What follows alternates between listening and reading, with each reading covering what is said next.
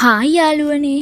අද අපි බලමු මේ විදිහට කට්ලට් එකක් හදාගන්නේ කොහොමද කියලා. ඉතින් අපිට මේකට ඕනි වෙනවා රම්පා, කරපිංචා, එනසාල්, අමු මිරිස්, ඉඟුරු, සුදු ලූණු. ඒ වගේම මම මෙතනදි පාවිච්චි කරලා තියෙනවා පොඩි සැමන් ටින් එකකුයි අල ග්‍රෑම් 250කුයි. අපි මුලින්ම තාච්චියට තෙල් ටිකක් දාලා ඊට පස්සේ අපි තලාගත්ත ඉඟුරුයි සුදු ලූණු ටිකයි දාලා මේ විදිහට බැද ගන්න ඕනේ. ඒක රන්වන් පාටට බැදීගෙන ආවහම අපි එකතු කරනවා එනසාල් ඇට 3ක් විතරකුයි ඊට පස්සේ අපි කපාගත්ත රම්පයි කරපිංචා ටිකත් ඒකට එකතු කරන්න ඕනි. ඒ වගේම අපි කපාගත්ත රතු ලූණුයි එතකොට පොඩියට කපපු අමු මිරිස් කරල් 2ක් විතරක් හොඳට පොඩියට කපලා ඒ ටිකත් මේ විදිහට එකතු කරලා හොඳට කවලම් කරගන්න. ඒකටම රස අණු ලුණු එකතු කරගන්න.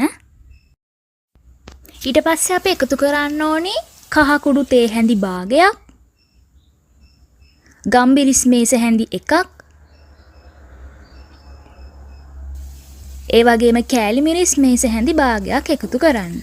එතනදී ඕගොල්ලන්ට සැර මදි වගේ නම් මේවා තව එකතු කරගන්න පුළුවන්. ඒ ටික ඔක්කොම දාලා හොඳට බැද ගන්න. ඒක රන්වන් උනාට පස්සේ, රන්වන් පාට උනාට පස්සේ අර අපි පොඩි කරගත සැමන් ටික එකතු කරන්න.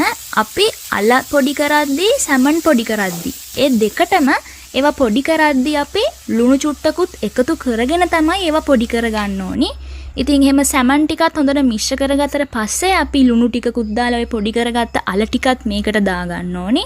ඊට පස්සේ සැමනුයි අලයි අපි අර මුලින් හදාගත්ත මිශ්‍රණය ඔක්කොම ටික මේ විදිහට හොඳට එකතු කරගන්න. එතකොට අපිට මේ විදිහට කට්ලට් මිශ්‍රණය හදාගන්න පුළුවන්. ඊට පස්සේ අපිට පුළුවන් මේ විදිහට කට්ලට් බෝල හදාගන්න. මෙතනදී ඇඟිලි පාරවල් හිටින් නැති වෙන්න අපි ඔහොම මුලින් බෝල කළා ඊට පස්සේ භාජනයේ ගැට්ටේ තියෙන ඔන්න ඔය විදිහට ගැට්ටේ ඔහොම කරාම අර තිබ්බ ඇඟිලි පාරවලුත් ඔක්කොම නැති වෙනවා. ඉතින් මේ විදිහට ලස්සන කට්ලට් බෝල හදාගන්න පුළුවන්. කට්ලට් වල වටේට දාන පිටි දවටනේ හදාගන්න අපිට බිත්තරේකුයි පාන් පිටි යෝනි වෙනවා. මෙතනදී මම එක බිත්තරේකුයි පාන් පිටි මේස හැඳි 5ක් විතරක් එකතු කරලා තියෙනවා. ඉතින් ඕගොල්ලෝ හදන කට්ලට් ප්‍රමාණයට අවශ්‍ය වෙන්න මේ පිටි දවටනේ හදාගන්න.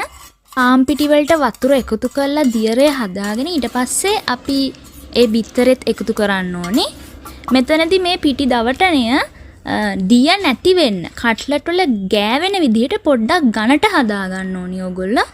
ඊට පස්සේ කට්ලට් බෝලේ මේ විදිහට පිටි දවටනේ තවරගෙන ඊට පස්සේ ඒකට උඩින් මෙහෙම බිස්කට් තවරගෙන අපිට කට්ලට් හදාගන්න පුළුවන්. ඉතින් ඔයාලත් මේ විදිහට රසම රස කට්ලට් හදලා බලන්න.